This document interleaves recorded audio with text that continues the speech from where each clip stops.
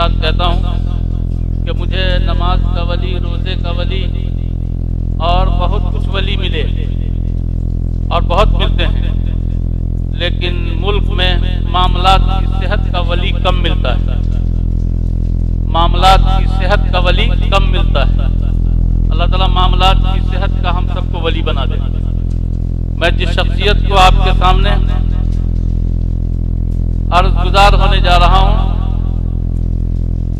उनका ताल्लुक़ नबी रहमत सल्लल्लाहु अलैहि वसल्लम की हदीस शरीफ को पढ़ने पढ़ाने से है और मुल्क की मायनाज दरसगाह, तक़वा और तहारत और रूहानियत का मंबा और सरचश्मा जामिया अरबिया हथौरा बांदा से। और आप जानते हैं कि आरिफ बिल्लाह हज़रत क़ारी सिद्दीक़ साहब रहमतुल्लाह अलैह नव्वरल्लाहु मरक़दहु मेरे मुर्शिद अव्वल, जिनसे राब्ता करने में मैं हज़रत मौलाना अब्दुल मन्नान साहब कासमी का कभी एहसान फरामोश नहीं हो सकता। रात के 2:30 बजे हाथ पकड़ के हजरत के हाथ में डलवाया और शायद उन्हीं हजरात की तवज्जो और बरकत है कि कुछ टूटा फूटा काम करने की सआदत मिलती है। मैं हजरत मौलाना मुफ्ती मोहम्मद उबैदुल्लाह साहब आसादी शेखुल हदीस जामिया अरबिया हथौरा बांदा के बारे में यकीन के साथ कहता हूँ कि मामलात के सिलसिले में बहुत मजबूत आलिम दीन है, बहुत मजबूत आलिम दीन है और इल्म भी बहुत मजबूत है, तफक्कुह भी बहुत मजबूत है। कई किताबों के मुसन्निफ हैं, all India Muslim personal law board के रुकने तासीसी हैं। हजरत से गुजारिश है कि आप अपने कीमती बातों से, अहम बातों से हम तमाम सामीन, हाजरीन और नाजरीन को इस्तिफादा का मौका इनायत फरमाए। वक्त कितना है? कितना है वक्त हमारा? 25 मिनट और कम, इसलिए कि 1 बज रहा है जी। हमारे मीर कारवां आ रहे हैं, कहाँ हैं?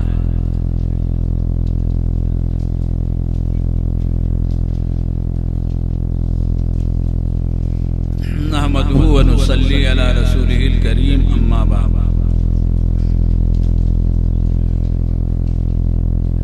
आज के इस प्रोग्राम में जो बुनियादी मौजू है तफ़हीम शरीयत का,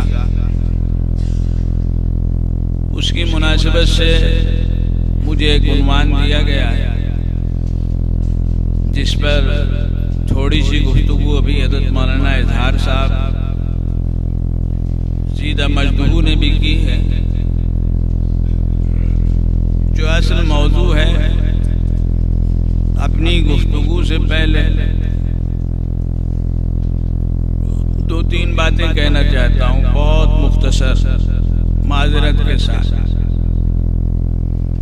पहली बात यह है कि किसी किताब की तकरीर उस किताब की तायीद और तस्दीक होती है और वो बड़ी जिम्मेदारी की चीज होती है। कोई अगर तकरीर लिखता है तो ये उस किताब की तायीद होगी और इसी हिसाब से तकरीर लिखने वाले को लिखना चाहिए, वरना जाहिर बात है कि वो एक बातिल शहादत हो जाएगी जिसकी जिम्मेदारी तकरीर लिखने वाले पर आएगी। रस्म इजरा की कार्रवाई और इस मुनासबत से रस्म इजरा वाली किताब पर दस्तखत ये किताब और किताब के मज़ामीन की तायीद नहीं है, ऐसा ना समझा जाए। चूंकि किताब में लिखने वाले ने अपने हिसाब से चीजें लिखी हैं, लेकिन दूसरे साहिब नजर के नजदीक कुछ चीजें ऐसी हो सकती हैं कि जो माल्ले नजर और माल्ले इश्काल, महज रस्म इजरा और किताब पर दस्तखत की तायीद नहीं है। नंबर 2, बहुत माजरत के साथ खालिस इल्मी और दीनी जलसों में सियासी खुराफातों से बचना हमारा बहुत जरूरी है। इससे जलसा भी बदनाम होता है, इदारा भी बदनाम होता है और जो लोग निजाम बनाते हैं खुद उनकी आबरू पर भी असर पड़ता है। इसलिए इसका लिहाज रखना चाहिए कि इल्मी प्रोग्राम है, दीनी, कोई बहैसियत मुसलमान सामे और मुस्तफीद बनकर आए, चाहे जो हैसियत मुल्क में रखता हो तो बहुत अच्छी चीज है, सर आंखों पर है। लेकिन ऐसे प्रोग्राम में इस अंदाज में उनकी शिरकत कि हमारा निजाम कुछ और बन जाए, हमको इससे बचना चाहिए। ये हमको नुकसान पहुंचाने वाले। अभी मौलाना जहेद वगैरह के सिलसिले में जो बातें सुना रहे थे, एक बात जहन में आ गई। हम लोग सबर में यहाँ वहां जाते रहते हैं। एक जगह एक ड्राइवर मिला, अपनी शादी की बात बताने लगा, कुछ घर के हालात बताने लगा।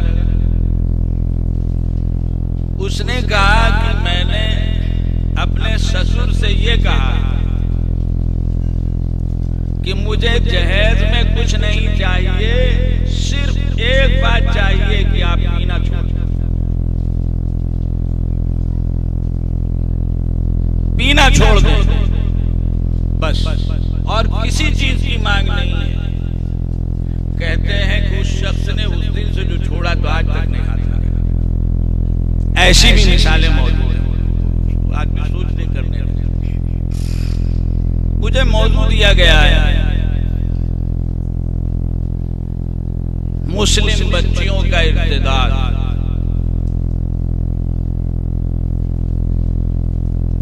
पहली बात तो ये कहनी है, प्रोपेगेंडा किसी चीज का उसको उसकी वाकई हैसियत से बहुत बढ़ा भी देता है, घटा भी देता है। मेरा अपना एहसास ये है कि इसमें कोई शुबा नहीं कि ऐसे वाकयात पेश आ रहे हैं जिनका अभी मौलाना इजहार साहब ने जिक्र किया और है, लेकिन जिस तरह इसको इस वक्त मौजू बनाया जा रहा है, मुख्तलिफ जगहों में सुनने में बात आ रही है, मेरा अपना एहसास है कि औसत इतना नहीं है, औसत इतना नहीं है। हमको हर चीज को उसकी हद में रख के बताना चाहिए। हम बढ़ाएंगे तो बात बिगड़ जाएगी और दूसरों को जो वैसे ही तके बैठे हैं तमाम चीजें, बहुत मौका मिलेगा कहने का कि देखो तुम तुम्हारी बच्चियां। वाकई है, हद है, कोई शुबा नहीं, उधर भी है इधर भी है, लेकिन ऐसा नहीं है रात दिन जहां देखो ये किस्से पेश आ रहे हो कि इनको हम बहुत बड़ा मौजू बना लें, और जहां जलसा हो दूसरी जगह मुझे साफ साफ पड़ चुका है वहां ये मौजू बने, ये मुनासिब।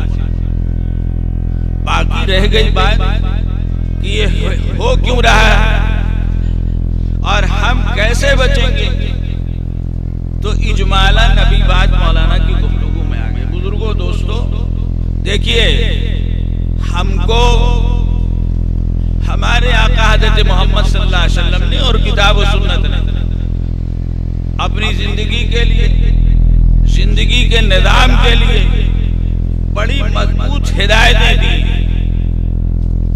पहली हदीस फरमाया नबी पाक सल्लल्लाहु अलैहि वसल्लम ने, औलाद के माँ बाप पर 3 हक है। पहला हक है अच्छा नाम रखना, वक्त नहीं है तफसील में जाने। दूसरा हक है अच्छी तरबियत करना,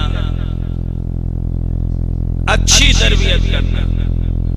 तीसरा हक है जब बच्चे शादी के लायक हो जाएं तो शादी करना। दूसरी हदीस फरमाया नबी पाक सल्लल्लाहु अलैहि वसल्लम ने, हमारे बच्चे जब शादी की उम्र को हो जाएं और हमने शादी नहीं की, अब अगर हमारे बच्चों से कोई लग़ज़िश होती है खुदा न खास्ता, तो खाली वो जिम्मेदार और गुनहगार नहीं है, वो माँ बाप भी गुनहगार और जिम्मेदार है जिन्होंने न जाने किन की किन वजहों से अपने जवान बेटों और बेटियों की शादी को टाला है, जिसके नतीजे में नौबत है। तीसरी हदीस फरमाया नबी पाक सल्लल्लाहु अलैहि वसल्लम, इज़ा जाअकुम मन तर्ज़ौना दीनहु व खुलुक़हु फज़व्विजूहु इल्ला तफ़अलूहु तकुन फितनतुन फिल अर्ज़ि व फ़सादुन कबीरुन औ कमा क़ाल अलैहिस्सलातु वस्सलाम। जब तुम्हारे पास ऐसा रिश्ता आए, लड़के का आए लड़की का आए, रिश्ता जिसके लिए आ रहा है, जहां से आ रहा है, वो अपने दीन और अखलाक के एतबार से पसंदीदा हो। इज़ा जाअकुम मन तर्ज़ौना दीनहु व खुलुक़हु, वो मुसलमान है, उसके अखलाक अच्छे हैं, उसकी सीरत अच्छी है, वो दीनदार है, शादी कर दो।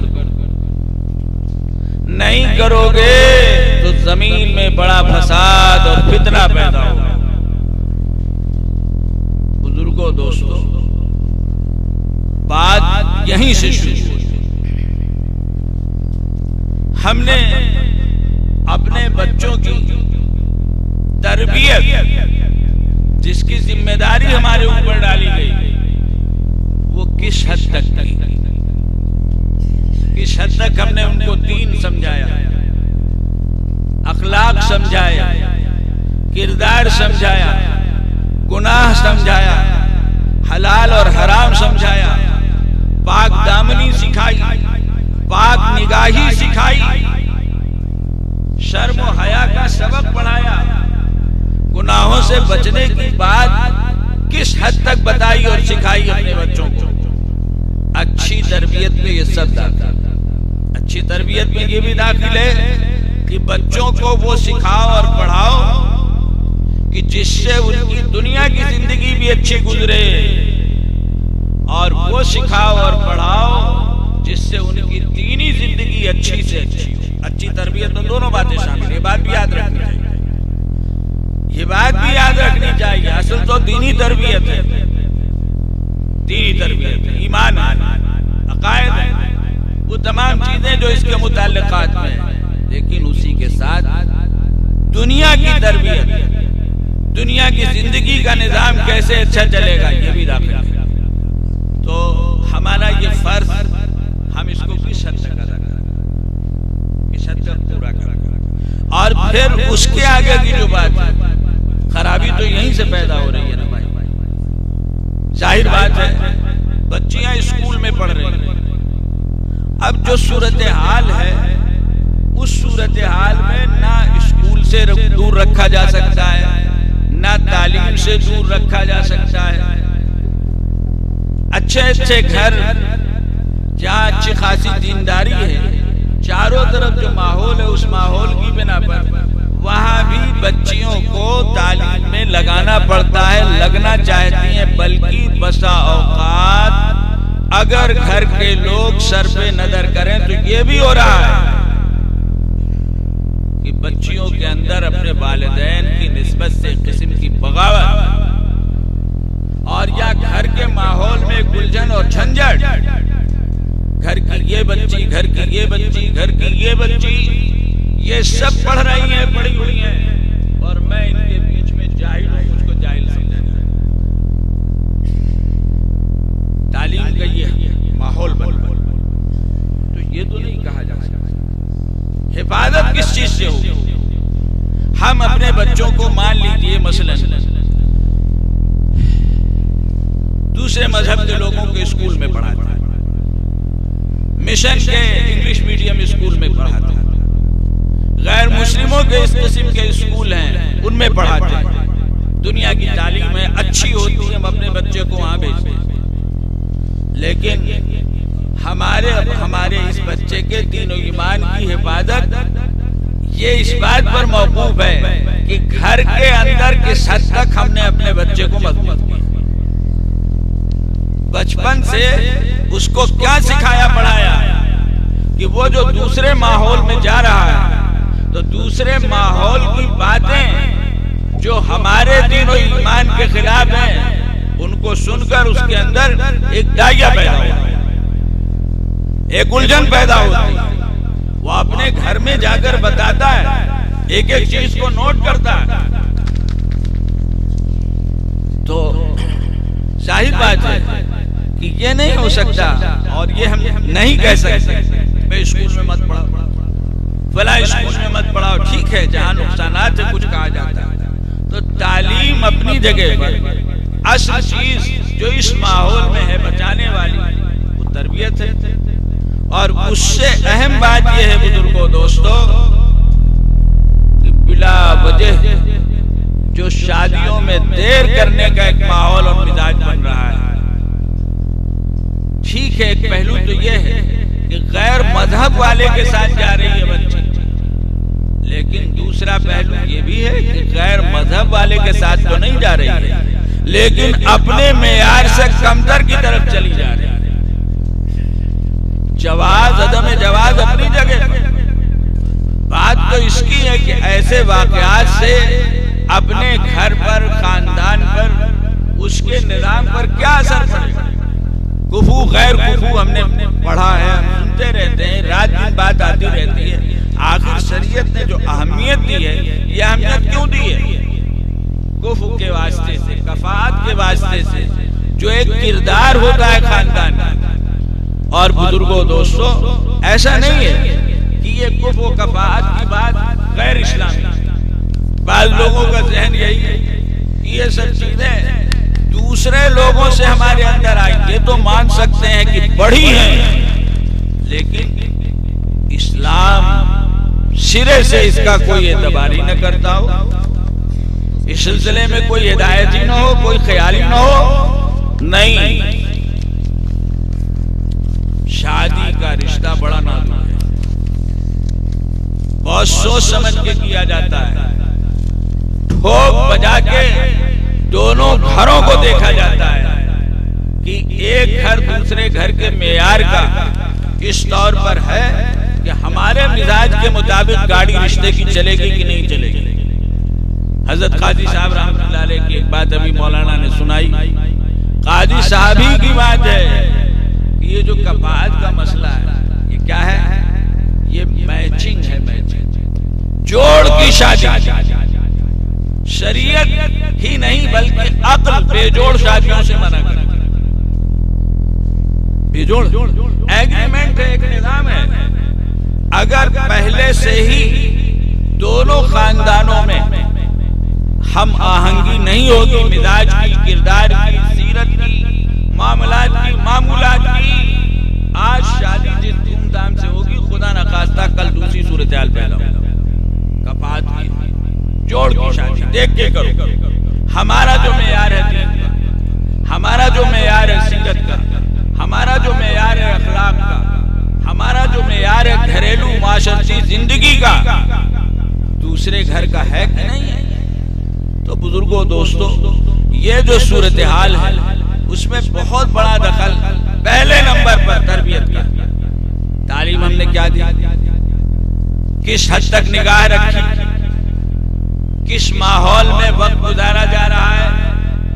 बात अभी आई बार बार, इस जमाने का अगर कहें कि सबसे बड़ा फितना, वरना बहुत बड़ा फितना मोबाइल है। कितनी खुराफातें पैदा हो रही हैं और कितने गुनाह मोबाइल के वास्ते से हम जैसे लोग दानिस्ता और नादानिस्ता कर रहे हैं।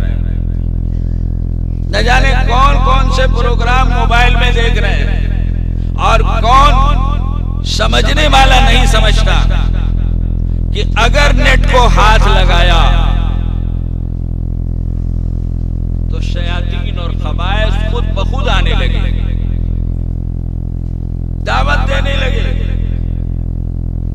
कहां तक बचोगे? जो बहुत मजबूत होगा वही बच सकेगा कि नेट से इस्तेफादा भी करे जरूरत के मुताबिक और इन खबाइस से अपने आप को बचा भी सके। तो ये मोबाइल सबके हाथ में, तन्हाइयों में आदमी आजादी से देख रहा है।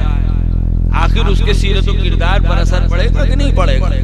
तो पहली बात तो ये है बुजुर्गों दोस्तों कि हम अपने आप को दीन के एतबार से ठोस बनाएं, अकीदे के एतबार से मजबूत बनाएं, अपने बच्चों की ईमानियात के एतबार से मजबूत तरबियत करें कि वो बहकने न पाए। ये तरबियत हमने की और उसमें उसके मुनासिब असबाब अख्तियार करें। मोबाइल वगैरह ठीक है, आज एक जरूरत हो गई, तालीमी और इल्मी जरूरत हो गई। ऐसा कुछ बन गया कि आदमी पढ़ने वाले, पढ़ाने वाले, काम करने वाले मुख्तलिफ चीजों के लिए उसको इस्तेमाल करते हैं, नेट का सहारा लेते हैं। हम भी बहुत सी चीजों का फायदा उठाते हैं, लेकिन हमारे बच्चों में अगर हो, उनके हाथ में अगर हो, तो हम निगाह रखें, उनके दिलों में अहमियत पैदा करें कि सिर्फ तालीमी जरूरत और मकासद के लिए इस्तेमाल करें, उसके आगे वो उसको इस्तेमाल करें। और तीसरी अहम बात ये है, अभी मौलाना ने भी कहा, हमारी शरीयत ने हमारे निज़ाम जिंदगी को आसान बनाया। हमने हर चीज को मुश्किल बना लिया। कितने दीन के अहकाम हैं कि मुश्किल बना लेने की वजह से उनकी अंजामदही वक्त पर नहीं हो रही। बच्चा पैदा होता है, कान में अजान और इकामत हमने मसला बना लिया। बच्चे अच्छे खासे बड़े हो जाते हैं, इससे महरूम रहते हैं। बच्चे अच्छे खासे बड़े हो जाते हैं, अकीके को हमने एक रस्म और मसला बना लिया। शरीयत में तो अकीका सिर्फ गोश्त की तकसीम है, जानवर को दबा करके, जैसे बकरीद में होता है। हमने दावत जरूरी समझी और 5,000 के बजाय 50,000 के खर्चे का नुस्खा, और हमारा मेयाद जैसा बुलंद है, नतीजा ये कि अकीका रह गया। बर्थडे तो होती है, जिन घरों में बर्थडे होती है अगर हम पता लगाएं तो पता चलेगा अकीका नहीं होता, अकीका नहीं हुआ, बर्थडे हुआ। ये सूरत हाल है। तो जाहिर बात है कि ये सब चीजें जो हैं बुजुर्गों दोस्तों, इनसे बचना होगा। शादी का निजाम है, वक्त है, मुनासिब रिश्ता मिले। हुजूर सल्लल्लाहु अलैहि वसल्लम का इरशाद है, रिश्ता कर दो, मुनासिब रिश्ता, आंख बंद करके नहीं, क्योंकि नाजुक मामला है, नाजुक मामला। रिश्ता कर दो मुनासिब वक्त से। ये जरूरत जब पूरी होगी, खुद ब खुद इस तरह के फितनों का सद्देबाब होगा और माहौल बनाना पड़ेगा। इस बात का ज़हन बनाना पड़ेगा कि बिला वजह की जो रस्मियात हैं, हमारे खानदान में इतनी उम्र में शादी होती है, हमारे खानदान में इतनी उम्र में शादी होती है, फला और फला चीज होती है, जैसे ये सब चीजें हो गई हैं। अभी गुफ्तगू इस पर आई, दूसरी शादी नहीं, तीसरी नहीं, बेवा की नहीं, फला की नहीं। इसी तरह ताल्लुकात खराब होते हैं। बिल्कुल यानी ये बात वाज़ेह होती है कि रिश्ता नहीं चलना है। नहीं भाई, हम तो रिश्ता नहीं खत्म करेंगे। हमारे खानदान में आज तक तलाक नहीं हुई। कितने रिश्ते जबरदस्ती इसलिए बाकी हैं, नाम को बाकी है बस, और जाहिर बात है लड़का और लड़की बर्बाद हो रहे हैं। हमारे खानदान में आज तक नहीं हुआ, हमारा तरीका नहीं है। बुजुर्गों दोस्तों, ऐसा नहीं है।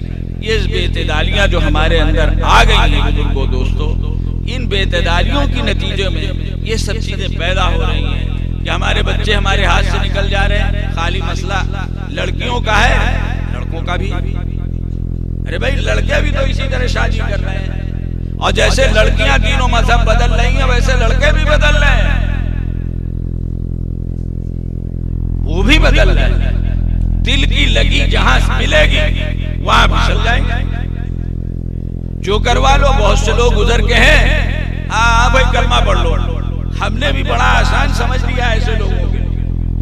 कलमा पढ़ाया मजलिस निकाह में और निकाह कर दिया बच्ची। पहले जो कुछ थे जैसे रहते थे, इसके बाद भी जिंदगी वैसा ही है। न मस्जिद है, न नमाज है, न रोजा है। बुजुर्गों दोस्तों, ये सूरत हाल अच्छी नहीं है। अल्लाह तबारक तआला हमें इन हालात को, इन चीजों को समझने की तौफीक अता फरमाए और अपने बच्चों और औलाद के हुकूक को सही तौर पर पहचानने और अदा करने की तौफीक अता फरमाए। वाह खुदा।